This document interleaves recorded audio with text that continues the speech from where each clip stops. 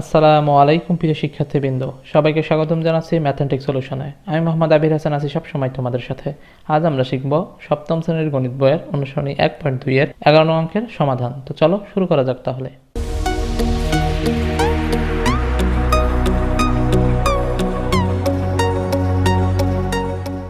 তো দেখো, আমরা কিন্তু ইতিপূর্বে দুইটি পর্বের মাধ্যমে 1 থেকে 10 পর্যন্ত অঙ্কগুলো সমাধান করে দেখিয়েছি। সেই ভিডিওগুলো তোমরা না দেখে থাকো, উপরে আই বাটনে গিয়ে বা ডেসক্রিপশন বক্সে গিয়ে দেখে আসতে পারো। তো 11 নম্বর অঙ্কে কি বলছে প্রথমে আমরা সেটা পড়ে নিব, তারপরে দেখব অঙ্কগুলো কিভাবে করতে হয়।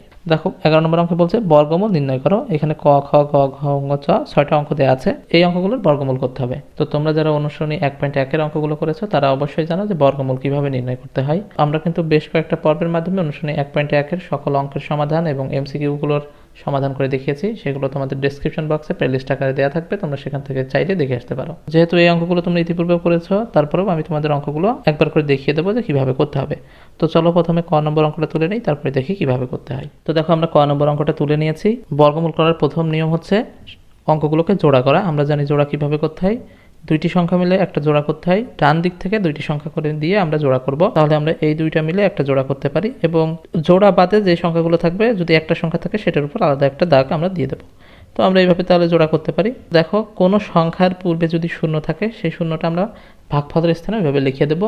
না লিখলেও হয়, কোনো সমস্যা নেই, তো লিখে দিলে ভালো হবে। তো দেখো, এখানে সংখ্যা শুরু 0.36, এখান থেকে তো পূর্বে একটা শূন্য আছে, তো এই শূন্যর কিন্তু কোনো কাজ নাই, তো এই শূন্যটা আমরা এইভাবে দিয়ে দেবো। এরপর যে দশমিকটা আছে ওইটা ওইভাবে দিয়ে দেবো। এটার কোনো কাজ করবো না। তো আমরা কি বুঝলাম, সংখ্যার পূর্বে যদি শূন্য থাকে সেটা এভাবে বসে যাবে। তো এরপরে দেখো হচ্ছে কত 36। তো বর্গমূলের নিয়ম হচ্ছে এখানে যে সংখ্যাটা নেয়া সেটার বর্গ করা, বড় করে হয় এটা সমান বা এটার কাছাকাছি ছোট নেয়া, এটার বড় নেওয়া যাবে না। তো দেখো, এখানে যদি আমরা 6 নিই, তাহলে 6 এর বর্গ অর্থাৎ 6 গুণিত 6, 6 ছক কিন্তু 36 হয়। তাহলে আমাদের নিয়ম হচ্ছে এটা সমান বা এটা থেকে কাছাকাছি ছোট নেয়া। তো দেখো আমাদের সমান হয়ে গেল। তো এটা যদি আমরা বিয়োগ করি তাহলে এখানে কিন্তু শূন্য থাকে, তাহলে এটাই কিন্তু আমাদের কাঙ্ক্ষিত উত্তর। তো আমরা লিখতে পারি অতএব নিম্নে বর্গমূল 0.6। তো দেখো, আমাদের ক নম্বর অঙ্কের কিন্তু সমাধান হয়ে গেল। অঙ্কগুলো কিন্তু খুবই সহজ। এখন আমরা খ নম্বর অঙ্কটা সমাধান দেখব। প্রথমে খ নম্বর অঙ্কটা তুলে নিব। তো দেখো, আমরা খ নম্বর অঙ্কটা তুলে নিয়েছি। অঙ্ক তোলার পর আমাদের কাজ কি, জোড়া করা, ডান দিক থেকে দুইটার পর জোড়া করা। তো এটা জোড়া করার পরে আমাদের একটা সংখ্যা বেঁচে থাকছে, সেটার উপরেও এইভাবে দাগ দিয়ে দিব। এরপর এইভাবে দাগ দেওয়ার পরে এখানে যেই সংখ্যা নেব এটার বর্গ এখানে বসাবো।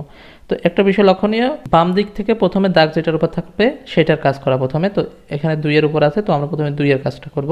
তো এখন আমরা এখানে এমন সংখ্যা বসাবো যেটার বর্গ করলে হয় 2 এর সমান হবে বা 2 এর থেকে কাছাকাছি ছোট হবে। তো দেখো, 1 যদি নেই তাহলে 1 1 কে 1 হচ্ছে, যদি 2 নেই 2 2 4 হচ্ছে, 2 এর থেকে বড় হয়ে যাচ্ছে। তো আমরা 1 নেব, 1 1 কে তখন 1 হবে। দেখো, 2 থেকে 1 যদি আমরা বাদ দিই তাহলে থাকে কত, 1। এরপরে কাজ কি, পরের জোড়াটা নামিয়ে আনা। তো পরের জোড়াটা দেখো 25 আছে, আমরা নামিয়ে আনলাম। আমরা কিন্তু একটা সংখ্যা নামাবো না, জোড়া ধরে নামাবো। তোমরা জানো, ইতিপূর্বে এই অঙ্কগুলো অবশ্যই করেছো। তো দশমিকের পূর্বের কাজ শেষ হলেই তারপরে যে দশমিক, তো সেই দশমিকটা আমরা এখানে দিয়ে দেবো। এরপর কাজকে এখানে এইভাবে দাগ দেয়া। এবার এইখানে যেটা থাকবে সেটা ডবল এখানে বসাবো, বা এইটাকে 2 দ্বারা গুণ করে যেটা হয় সেটা বসানো। তো তোমরা যেটাই করো সে কোনো সমস্যা নাই। তো 1 এর ডবল 2 হয়, 1 এর সাথে 2 গুণ করলেও কিন্তু 2 হয়। তো আমরা 2 এখানে বসাবো। তো এবার আমরা এখানে এমন সংখ্যা নেব যেই সংখ্যা দ্বারা পুরো সংখ্যাকে গুণ করলে হয় 125 এর সমান হবে বা এটা থেকে কাছাকাছি ছোট হবে। বিষয়টা কীরকম আমি তোমাদের দেখিয়ে দিই। দেখো, এখানে আছে কিন্তু 2।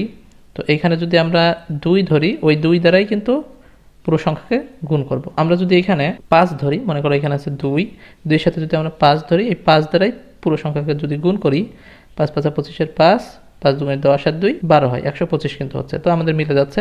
তো আমরা এখানে তাহলে 5 ধরতে পারি। এইখানেও যদি 5 দিই, এইখানেও 5 দেবো। তার মানে এইখানেও যেটা দেবো এখানেও সেটা বসাবো, এইখানে যেটা বসাবো এখানেও সেটা বসাবো। একই জিনিস 2 জায়গায় বসবে। তাহলে এটা আমরা গুণ করলে পাবো হচ্ছে 125। তাহলে দেখো, ভাগশেষ কত হচ্ছে, 0। তাহলে আমাদের কিন্তু অঙ্কটা হয়ে গেল। তো আমরা লিখতে পারি অতএব নিম্নে বর্গমূল 1.5।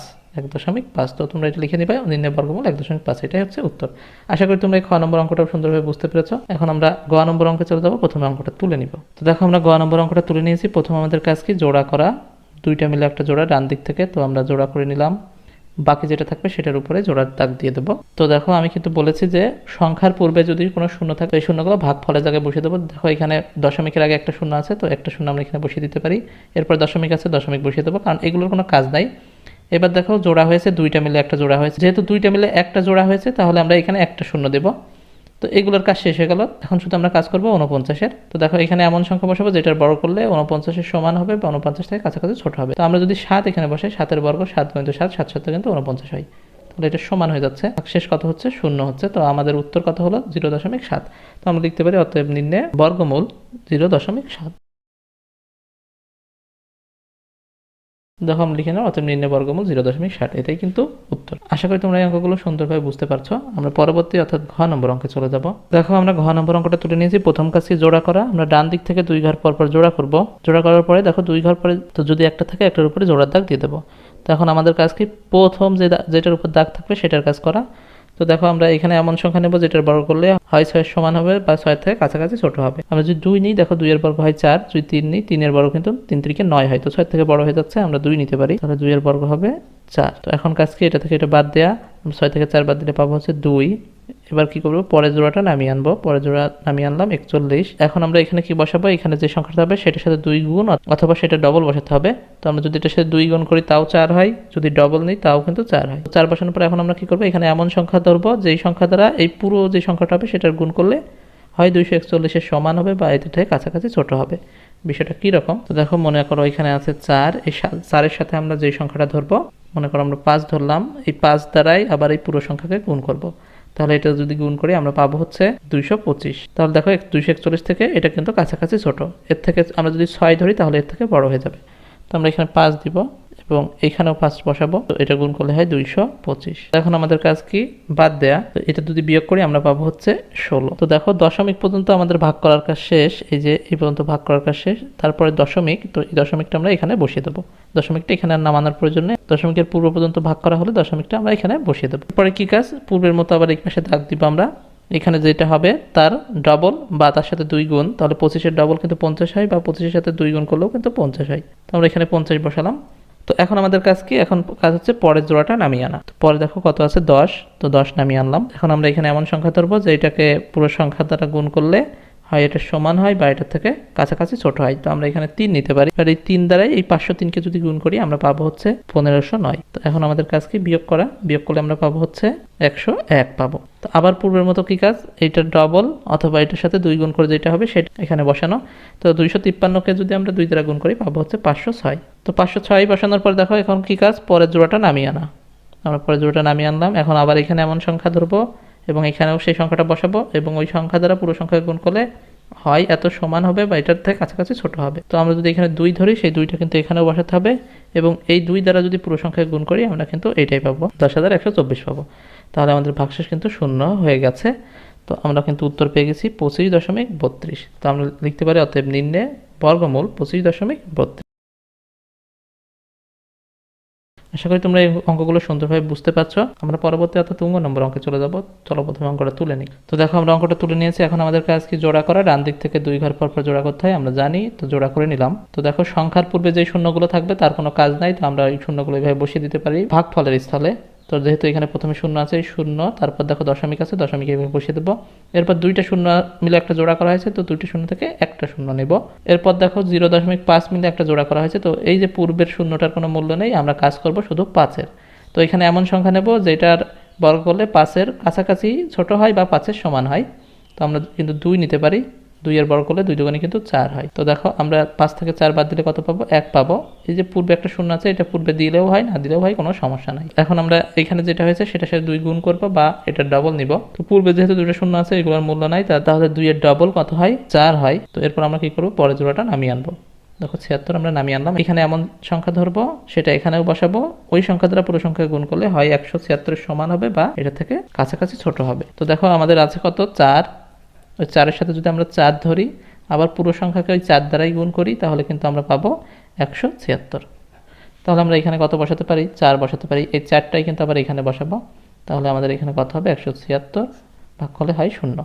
তাহলে আমরা কিন্তু লিখতে পারি অতএব নির্ণয় বর্গমূল 0.024। তাহলে ওইটাই কিন্তু উত্তর। তো চলো লিখে নিই। আশা করি তোমরা এই অঙ্কগুলো সুন্দরভাবে বুঝতে পেরেছো। আমরা লিখে নিলাম নির্ণয় বর্গমূল 0.024, এটাই হচ্ছে উত্তর। আমরা আজকে সর্বশেষ অর্থাৎ 6 নম্বর অঙ্কে চলে যাবো। তো চলো প্রথমে অঙ্কটা তুলে নিই। তো দেখো আমরা 6 নম্বর অঙ্কটা তুলে নিয়েছি। তো প্রথম কাজ হচ্ছে বাম দিক থেকে যেটার উপর দাগ থাকবে সেটার কাজ করা। তো এখানে দেখো 1 আছে, আমরা এখানে এমন সংখ্যা নিব যেটার বর্গ করলে হয় এটার কাছাকাছি ছোট হবে বা এটার সমান হবে। তো আমরা যদি এখানে একই নিই তাহলে একের সাথে এক গুণ করলে অর্থাৎ একের বর্গ করলে কিন্তু একই হবে। তাহলে যদি এটা বিয়োগ করি তাহলে শূন্য হয়, তো শূন্য বসানোর প্রয়োজন নেই। এখন আমাদের কাজ কি, এইটার সাথে 2 গুণ করা বা এটার ডবল নিয়ে আসা, ডবল নিয়ে এখানে বসানো। তো একের ডবল কত হয়, 2 হয়, বা একের সাথে 2 গুণ করলেও কিন্তু 2 হয়। তো এবার কি করব, পরের যে জোড়াটা সেটা নামিয়ে আনবো। দেখো 44 আমরা নামিয়ে আনলাম। তো এখন আমরা এখানে এমন সংখ্যা নেব যেটা দ্বারা ওই পুরো সংখ্যায় গুণ করলে হয় এটার কাছাকাছি হবে বা এটার সমান হবে। তো দেখো এখানে আছে 2, আমরা যদি 2 নিই এবং ওই 2 দ্বারাই পুরো সংখ্যাকে গুণ করতে হবে, তাহলে এখানে কিন্তু হচ্ছে 44। তো আমরা এখানে 2 বসাবো, আর এখানে যেটা বসাতে হবে সেটা এখানেও বসাতে হবে। তাহলে এই 2 দ্বারা পুরো সংখ্যাকে গুণ করলে কত হবে, 44 হচ্ছে। তাহলে 44 মিলে গেলে কিন্তু শূন্য হয়, তো শূন্য বসানোর কোনো প্রয়োজন নেই। তো দশমিকের আগ পর্যন্ত যেহেতু ভাগ করার কাজ শেষ, তাহলে আমরা এখানে দশমিক বসিয়ে দেবো। আমরা ওই দশমিকটা এখানে আর নামাবো না।